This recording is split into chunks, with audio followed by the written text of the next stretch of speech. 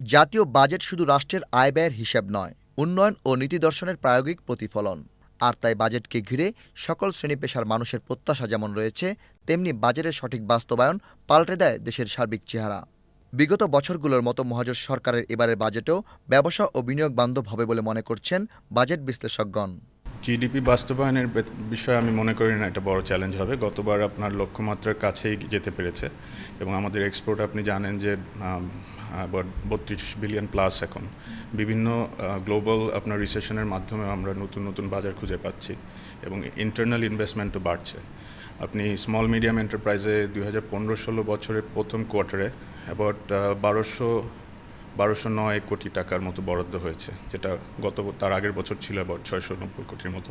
তো সেই ক্ষেত্রে আমি মনে করি যে যেহেতু ইনভেস্টর কনফিডেন্স ফিরে আসছে, it is very much attainable. শিক্ষা, স্বাস্থ্য ও অবকাঠামো উন্নয়নের পাশাপাশি বাজেটে তরুণ উদ্যোক্তা তৈরিতে বিশেষ গুরুত্ব দেওয়া প্রয়োজন বলে মনে করেন ব্যবসায়ীরা। বিদেশি বিনিয়োগের জন্য বাংলাদেশের বাংলাদেশ গভর্নমেন্ট অনেক কাজ করছে, কিন্তু খেয়াল রাখতে হবে আমরা 2016-তে বসে এখনও 1800 সালের আইন নিয়ে কিন্তু আমরা কাজ করতে পারবো না। তারা কিন্তু ওয়ান স্টপ সার্ভিস চায়। আমার মনে হয় যে ইনফ্রাস্ট্রাকচার থেকে শুরু করে প্রত্যেকটি জায়গাতে এগুলো আনার জন্য একটা স্পেশাল সেল তৈরি করে, যে সেল আপনার ধরেন প্রতিবন্ধকতাগুলো দেখবে। নারীর ক্ষমতায়নে যখন বিশ্বে বাংলাদেশ রোল মডেল, সেই প্রেক্ষাপটে এবারে বাজেটে নারী শিল্প উদ্যোক্তাদের জন্য বিশেষ বরাদ্দর কথা বলেন এর সঙ্গে সংশ্লিষ্টরা।